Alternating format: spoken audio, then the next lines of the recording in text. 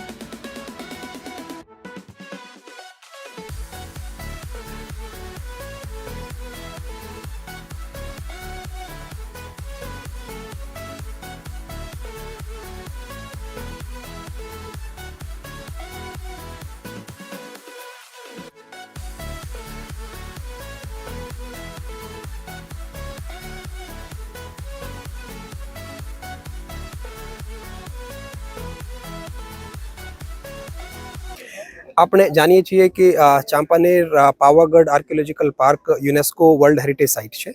ત્યાં અલગ અલગ જુદા જુદા પ્રકારના ઘણા બધા મોન્યુમેન્ટ્સ આવેલા છે। 39 જેટલા મોન્યુમેન્ટ્સ છે જેને એએસઆઈ મેનેજ કરતું હોય છે। આપણા જે પંચ મહોત્સવ છે એનો એક મુખ્ય હેતુ આ પણ છે કે આ વિસ્તારના જે ઐતિહાસિક ધરોહરો છે, સાંસ્કૃતિક વિરાસત છે, એને પણ હાઇલાઇટ કરીએ। એ હેતુસર આપણે હેરિટેજ વોકનું આયોજન કર્યું છે। એ વોકના માધ્યમથી જેટલા જે મુખ્ય સ્મારકો છે ત્યાં સુધી લોકો જઈ શકે, ગાઈડની વ્યવસ્થા સાથે અને આપણી ટીમની વ્યવસ્થા સાથે, અને આ જે સ્મારકો છે એને જોઈ શકે, એનો જે ઇતિહાસ છે એનાથી પરિચિત થાય, આ હેતુસર આપણે હેરિટેજ વોકનું આયોજન કર્યું છે। આજે પ્રથમ દિવસ છે। આ હેરિટેજ વોક ચાલુ રહેશે। પંચ મહોત્સવના જે 5 દિવસો છે એમાં પણ ચાલુ રહેશે। જ્યારે પણ લોકો તરફથી એની ક્વેરી આવે ત્યારે અહીંયા આ એક મિનારની મસ્જિદથી આપણે ચાલુ કરીએ છીએ। દર વખતે આ રીતે જ અહીંયાથી ચાલુ કરીને મુખ્ય મોન્યુમેન્ટ્સને આપણે કવર કરીશું।